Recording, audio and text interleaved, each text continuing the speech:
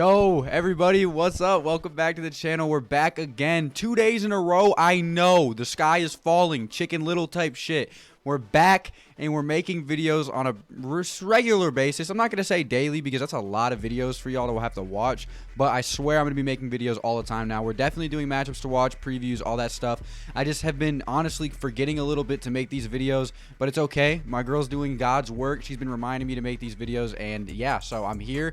I got it in my brain now. It's locked in, so I swear on everything, we're back, and I hope a second video in a row shows it to you guys. I swear I'm back. I promise. Today we're doing the first matchups to watch I think I've done all season. I think I might have done it once before, but we're doing the Saints vs Seahawks matchups to watch. This is one of my favorite series of all time. It looks at individual matchups that we have to look at for these games, and it's really in-depth. So if you don't like in-depth shit, I'm sorry, bro, but this is a pretty in-depth series. So we're going to be looking at a lot of things here today, and yeah, I'm excited for it. So let's go ahead and get into the first matchup. Let's cut to the chase. Let's not waste any more time. Yeah, let's get into it. So the first matchup I have to watch here for us and everybody else is Geno Smith versus the New Orleans Saints pass defense. And now I know I said individual matchups, but look, guys, this is pretty individualistic in my opinion. We got Geno Smith versus the Saints pass defense, and that's a big one. It's a really big one. As most of you, if not all of you,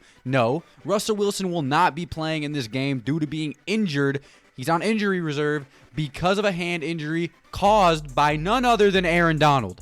Where have we seen this before? Please, dig into the deepest depths of your brain and tell me where we've seen this before. Anyway, because of the hand hunter taking another life, the Seahawks have to turn to Geno Smith. Geno Smith is a career backup quarterback who honestly, and I'm just being honest, has been pretty shit for the majority of his NFL career. He was bad with the Jets and hasn't been good as a career backup ever since. But he had a pretty decent game against the Pittsburgh Steelers, though, putting up 209 passing yards, a passing touchdown, no picks, and a 71.9 completion percentage, almost leading his team to a victory in overtime. But the Steelers suck ass this year, so it doesn't really say much. He had a 99.6 passer rating, though, so him as a player individually, he played very well. The New Orleans Saints, however, are sporting an extremely high-powered pass defense led by Marshawn, Lattimore, and Marcus Williams. They seem to be living by the classic bend but don't break tradition. They are allowing the 23rd most passing yards per game in the league, but keep in mind, we always lose the time of possession battle. Our defense spends 37 years per game out on the field because of the offense, so don't look into that too deeply. But while doing that, they have also racked up 9 interceptions, which is third most in the league, only behind Buffalo and Dallas, who Trayvon Diggs has 6 on his own, which is ridiculous. He's not good, by the way. He allows 3 billion yards. He just does a special little interception every now and again. He's more of a wide receiver, in my opinion. Let's be real here. They also have the third most passes defended in the league with 31.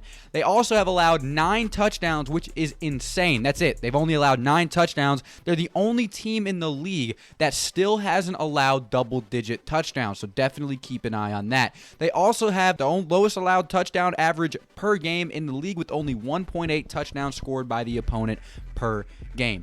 Moral of that long-ass story is Geno Smith has a very tough competition this week. He has to go against one of the best passing defenses in the league, a surging defense in itself that's getting a lot of pieces back, so how he fares is really going to be the biggest matchup we have to watch. Can he keep up with Jameis Winston and this New Orleans Saints offense?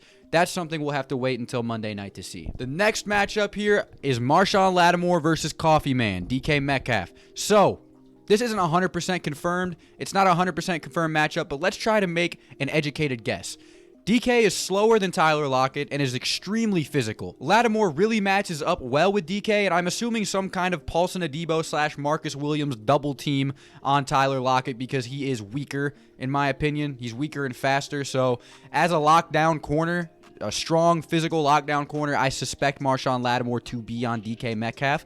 DK Metcalf has been very good this season, racking up 441 yards and 5 touchdowns on 31 receptions through 6 weeks of football. He has a 14.2 yards per reception average, which is pretty damn great. He's also massive. Like, this dude is huge. 6'4", 229 pounds of pure muscle. So Lattimore will quite literally have his hands full. Like, dead ass. Lattimore has been playing with a messed up hand and still making wide receivers his sons. Devontae Adams and Terry McLaurin. But he has still only allowed 41 yards in week 1, 42 yards in week 2, and 31 yards against the Washington football team. He allowed like 100 yards against the Giants, but we don't really talk about that. You know, the whole defense was kind of bad.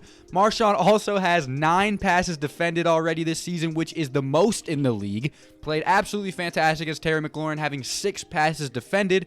He has, without a doubt, been a purebred lockdown corner that a lot of quarterbacks simply have not had the answer for. Like, they just haven't. This will be a really good matchup if the dice roll this way and will really impact the winner of the game. I'm rooting for Marshawn here, but like I said, he's going to quite literally have his hands full. Let's get on to the final matchup of this game. The final matchup I have written down here is Alvin Kamara versus... Okay, I know it's Kamara, but I just have been saying Kamara for like since 2017, so it's just a little difficult, but I'm going to try saying Kamara for you guys, bro. So Alvin Kamara versus Seattle's run defense. Seattle's run defense has been awful all year, and the reason that I have this on the list is not only because Alvin Kamara galvanized them in 2019. He buttered the shit out of their biscuits. We all watched it. He played an absolutely insane game, had like 200 all-purpose yards and a couple touchdowns. He played amazing, but I'm just going to cut to the chase. Seattle's run defense has been abysmal. These dudes have been allowing 140.8 rushing yards per game, which is 30th ranked in the NFL. It has been really bad. Alvin Kamara, damn it. Alvin Kamara, on the other hand, has been extremely good. Extremely good. He has 368 rushing yards so far this season. He only has 1 rushing touchdown, but of course, he has 3 receiving touchdowns to pair with it. Those 368 yards he has is the most in the first 5-game stretch to start any season in Alvin Kamara's career. So very, very, very good looks there. It looks as he might finally break that 1,000-yard mark that people scrutinize him for never have breaking, even though everybody knows he's the best dual threat back in the league. I don't care. Shut up. I literally don't care. I don't care. He has been a huge problem, and if the Seattle Seahawks do not stop him, they're in trouble. A huge matchup to watch here. I'm telling you, Seattle's going to have a very, very, very long day if they can't get a grip on Alvin Kamara, which people never seem to be able to do, ever. And, I mean, I'm fine with it. He's great. So, yeah, the Saints are getting a lot of pieces back here. There are a lot of matchups to watch other than these ones. Obviously, you know, Geno Smith being there instead of Russell Wilson, Chris Carson being out. There are a lot of things we have to look out in this game. Traquan Smith, can he match up well against the Seattle Seahawks secondary? Is Deontay Harris going to be back, and will he be able to be a deep threat, the fast, deep threat that he always has been? It just all comes down to Monday, and I cannot wait to watch this game with you guys. I still haven't figured out how exactly I'm going to watch it. Might go to a sports bar, might watch it in my room, might stream it. I don't know. Leave down in the comment section below what you guys think I should do to watch that game, man. I don't know. I like the sports bar atmosphere, but I also hate having to drive home and waiting like 30 minutes to make my recap videos. That's never fun, even though I do like watching primetime games at Buffalo Wild Wings. That shit's fun. I enjoy it. So, yeah.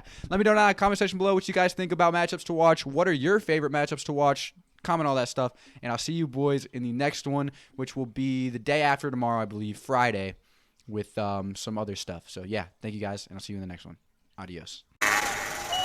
Zero gravity falling, and I might burst leave my stage on like I'm jumping on a trampoline.